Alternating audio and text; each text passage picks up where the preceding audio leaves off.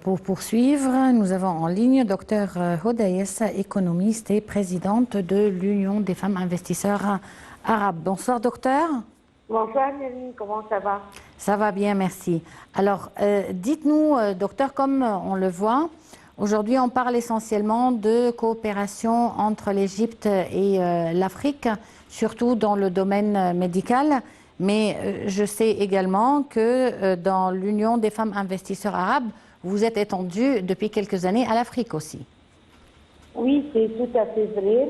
Et surtout qu'on vient de revenir avec une grande réunion à Nouakchott, à Mauritanie.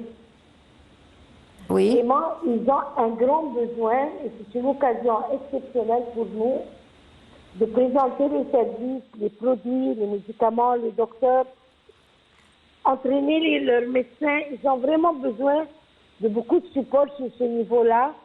Ils sont tout à fait prêts pour la coopération avec l'Égypte. J'ai eu une rencontre très importante avec le ministre de la Santé là-bas, là où il est très intéressé de vraiment coopérer sur un niveau très élevé, sur le niveau santé, dans tous les domaines. Bon. C'est une occasion aussi pour nous, premièrement, d'exporter nos produits, d'exporter l'équipement qu'ils ont besoin pour les hôpitaux là-bas, et d'étendre nos médecins là-bas pour donner des expériences importantes. Et ça crée des liens aussi sociaux, politiques et tout. Alors, je trouve que c'est une occasion extraordinaire et très bonne vers l'Afrique, en Mauritanie. Et la même chose en Algérie aussi. J'étais en Algérie avant ça. Aussi, ils ont des grands besoins là-bas. Bon, et ces besoins, c'est au niveau des services ou bien c'est au niveau de formation de cadres, par exemple, ou bien l'installation d'hôpitaux et de centres médicaux? Sûrement, installation d'hôpitaux, centres médicaux, entraînement pour les médecins et les infirmiers là-bas, et en même temps pour tout ce qui est équipement. Équipement d'hôtel, équipement de clinique, produits de médical, médicaments, tout. C'est un marché vraiment très important. Là aussi, on s'intéresse, on aura de très bons revenus, surtout que même si eux, comme pays, n'ont pas beaucoup de ressources, mais ils ont des supports de l'Union européenne là où ils peuvent dépenser sur la santé. Bon, docteur Hodayes, on parlait tout à l'heure avec des experts dans le domaine de la santé et ils ont affirmé que la cause de toutes ces maladies en Afrique, premièrement, c'est la pauvreté. Donc, pour éradiquer les maladies, il faut aussi éradiquer la pauvreté et avoir une bonne nutrition. Est-ce que vous avez une certaine stratégie pour travailler à ce niveau? Vous avez tout à fait raison, mais ça n'empêche qu'ils ont beaucoup de dons qu'ils ont été, qu'on leur donne des pays européens et de plusieurs pays, là où ils doivent dépenser cet argent sur le niveau de la santé spécialement. Alors, on doit en profiter de ça. Là où il y a d'autres pays que déjà ils ont commencé à le faire. Je pense que c'est le moment où nous, on doit bouger très strictement et vite, le plus vite possible.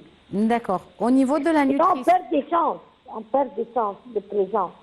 D'accord. Au niveau de la nutrition qui est essentielle, bien entendu, à tous les enfants et à toutes les mamans aussi pour avoir des enfants équilibrés et en bonne santé. Est-ce qu'il y a certains programmes pour travailler sur ces domaines-là? Moi, je trouve qu'aussi ce domaine-là est un domaine très important pour tout ce qui est aussi export des matières nutritives. C'est toujours un marché excellent et il y en a des ressources pour payer cet argent aux exportateurs ou bien aux gouvernements qui vont tendre la main vers là-bas. Au niveau de l'agriculture, docteur? Vraiment, ils ont besoin de tout. Ils importent même les concombres, les tomates, les plus petites choses, ils sont importés là-bas. Vraiment, c'était quelque chose de très drôle quand j'ai vu ça dans ces pays-là. Bon, c'est l'occasion pour nous, alors c'est la chance pour nous d'ouvrir des marchés là-bas. Ben justement, quand vous revenez avec des idées, des suggestions et des demandes, comme celle-ci, comment est-ce que vous procédez avec le gouvernement pour qu'elle voie le jour? D'abord, on commence à procéder avec le secteur privé, étant donné qu'on est du secteur privé, et on écrit un rapport toujours aux responsables, et aux chambres commerciales. Et le secteur privé égyptien, il est intéressé par cette coopération? Oui, exactement. Et déjà, on commence à faire des projets en commun, et on est en train d'étudier les détails. Et je pense que on aura de très bonnes nouvelles qu'on va annoncer vers le 26 du 30 octobre durant notre grand événement qu'on fait à Luxor cette année. Pour la jeunesse, docteur, puisque la jeunesse, c'est le futur de l'Afrique, est-ce que vous avez des programmes pour renforcer les capacités de la jeunesse? Oui, exactement. On a déjà même fait une rencontre avec notre ministre de la Jeunesse et du Sport, avec nos représentants et nos membres en Algérie. On va commencer très bientôt à faire des programmes de envoyer et recevoir des jeunes vers l'Algérie et l'Égypte. C'est sympa pour commencer vers l'Afrique. On va faire une licence d'étudiants et une licence de jeunes. Et là où ils vont venir, on va leur donner un peu qu'est-ce que c'est que la culture égyptienne, notre histoire, notre expérience dans les très petits et moyens entreprises, comment ils peuvent commencer un travail avec des très petits moyens et comment ça se développe. Parfait. Et concernant l'Union des femmes investisseurs arabes, quels sont vos projets? Mais ça sont les projets des femmes investisseurs arabes. Ceux qui mènent, comme vous savez, qu'on travaille par l'entremise des comités. Alors on a le comité de la jeunesse qui est en train de faire des rencontres entre les jeunes de l'Afrique et de l'Égypte. Et aussi, on va faire certains projets en Mauritanie, comme par exemple, on va faire une usine pour le cuir. Alors là-bas, ils ont des cuirs extraordinaires qui n'ont pas l'occasion de fabriquer.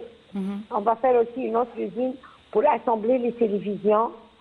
Et on est en train d'étudier un grand projet pour l'énergie renouvelable en Mauritanie, avec le gouvernement de Mauritanie et de certaines grandes sociétés ici en Égypte.